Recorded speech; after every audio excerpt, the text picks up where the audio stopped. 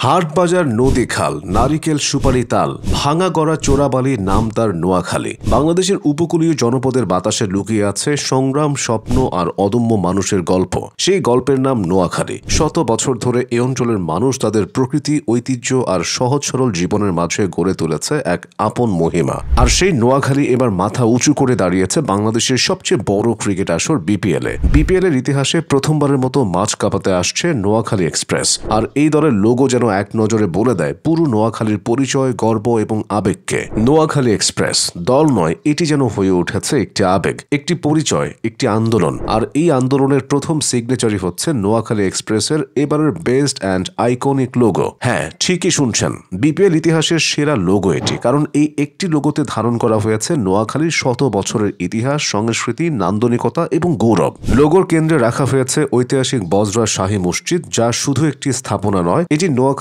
ঐতিহ্যের প্রতিচ্ছবি, শিল্প, স্থাপত্য ও ইসলামী সংস্কৃতির দুর্লভ নিদর্শন। এই মসজিদকে লোগোতে যুক্ত করা মানে নোয়াখালী তার ইতিহাসকে ভুলে যায়নি, বরং আবারও বিশ্বমঞ্চে নিজের পরিচয় তুলে ধরতে প্রস্তুত। লোগোর উপরের বাম পাশে আছে বাড়ির পাশে নারিকেল গাছ, নোয়াখালীর প্রকৃতি, সমুদ্র হাওয়া, সবুজের সতেজ সৌন্দর্য আর উপকূলীয় পরিচয়ের প্রতীক। নোয়াখালী মানেই শান্তি, স্নিগ্ধতা, প্রকৃতি আর মানুষের সহজ সরল জীবনযাপন। লোগো এই সবকিছুকেই এক বৃত্তের মধ্যে ধারণ করে এক অসাধারণ ভিজুয়াল আইডেন্টিটিতে রূপ দিয়েছে।